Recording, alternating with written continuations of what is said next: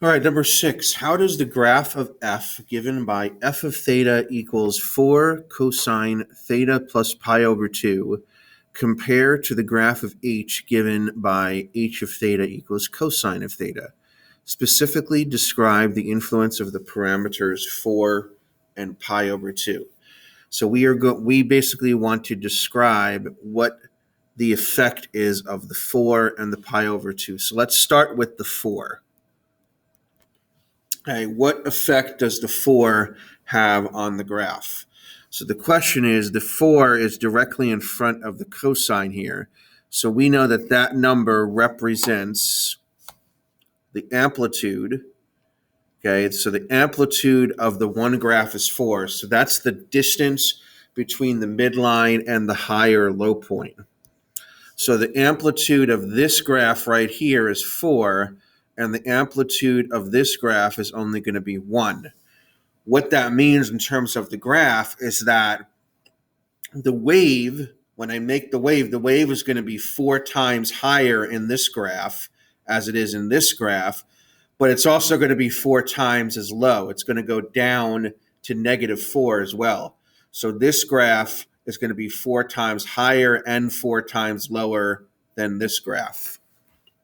Okay, so that is the influence the parameter 4 has. So the graph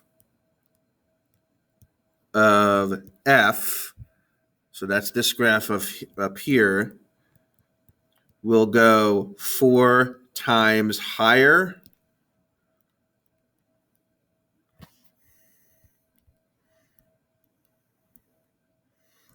and 4 times lower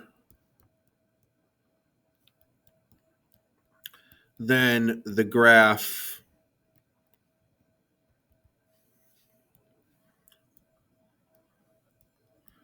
of h. So that's the effect of 4. Okay, the effect of pi over 2, so this right here, okay, so remember that one. Let's go back to our notes, okay. That's this value right here. That represents the horizontal shift.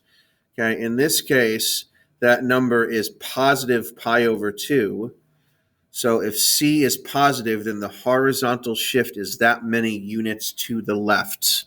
Okay, so the pi over 2, okay, the pi over 2 will shift the graph of h pi over 2 units to the left.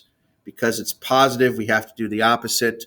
So that means the shift is to the left. So the pi over 2 will shifts the graph of h pi over 2 units to the left. So the 4 makes the graph 4 times higher and 4 times lower, and the pi over 2 shifts the graph pi over 2 units to the left. And that is it for number 6.